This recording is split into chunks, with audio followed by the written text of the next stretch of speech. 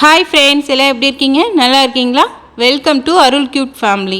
நம்ம இன்றைக்கி விநாயகர் சதுர்த்தி ஸ்பெஷலான வெள்ளை கொண்டக்கடலை சுண்டல் எப்படி ரொம்ப ஈஸியான முறையில் செய்கிறதுன்னு இந்த வீடியோவில் பார்க்க போகிறோம். அதுக்கு முன்னாடி நீங்கள் நம்ம சேனல் இப்போ தான் ஃபர்ஸ்ட் டைம் பார்க்குறீங்களா? அப்போ நம்ம சேனலை சப்ஸ்கிரைப் பண்ணிக்கோங்க. வாங்க இப்போ வீடியோக்குள்ளே போகலாம்.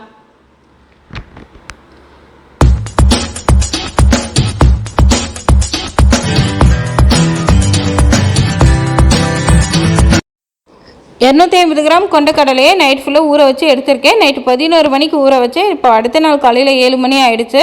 நம்ம எவ்வளோ நேரம் கொண்டக்கடலை ஊற வைக்கிறோமோ அந்த அளவுக்கு நமக்கு நல்லா சாஃப்டாக வெந்து வரும். நீங்களும் விநாயகர் சதுர்த்திக்கு முதல் நாள் நைட்டே ஊற வச்சுருங்க. வாங்க இப்போ வேக வச்சுக்கலாம். ஒரு பாத்திரத்தில் தண்ணி வச்சு நல்லா கொதிக்க வச்சுருக்கேன். அதில் நான் கொண்டக்கடலையை சேர்த்துக்கிறேன். 10லேருந்து 15 நிமிஷத்துக்குள்ளே நல்லா வெந்து வந்துடும். நீங்கள் குக்கரில் வைக்கிறதா இருந்தால் ஒரு 2 விசில் வச்சு எடுத்துக்கோங்க. சூப்பராக வெந்து வந்துடும்.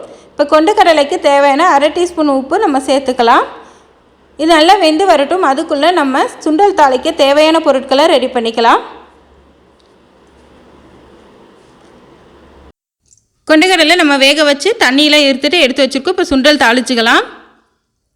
ஒரு வாணலில் 2 டேபிள் ஸ்பூன் அளவு எண்ணெயை சேர்த்து சூடு ஏற்றிக்கோங்க. கடுகு, உளுந்து பருப்பு, கடலைப்பருப்பு கொஞ்சம் சேர்த்துக்கோங்க. பச்சை கருவேப்பிலை ஒரு கொத்து இதுலேயே சேர்த்துக்கலாம்.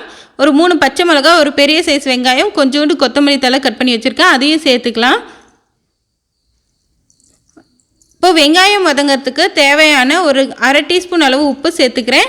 நீங்கள் வெங்காயம் எந்த அளவுக்கு வதக்குறீங்களோ அந்த அளவுக்கு இந்த சுண்டல் ரொம்பவுமே டேஸ்டியாக இருக்கும். இப்போது வெங்காயம் நல்லா வதங்கி வந்துருச்சு. இது கூடவே ஒரு 3 டேபிள் ஸ்பூன் அளவு தேங்காய் துருவல் சேர்த்து ஒரு 2 வதக்கிக்கலாம்.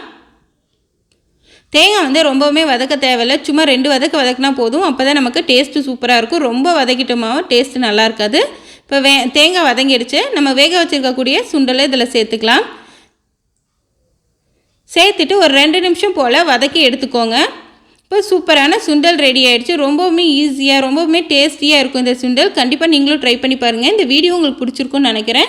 இந்த வீடியோ பிடிச்சிருந்தா நம்ம வீடியோக்கு ஒரு லைக் பண்ணுங்கள். அதே போல் நிறைக்குறை ஏதாவது இருந்தால் கீழே கமெண்ட் பண்ணுங்கள். நீங்கள் நம்ம சேனல் சப்ஸ்கிரைப் பண்ணலையா? அப்போ நம்ம சேனல் சப்ஸ்கிரைப் பண்ணிக்கோங்க. அப்போ தான் அடுத்தடுத்து போடக்கூடிய வீடியோட நோட்டிஃபிகேஷன் உடனுக்குடனே உங்களுக்கு வரும்.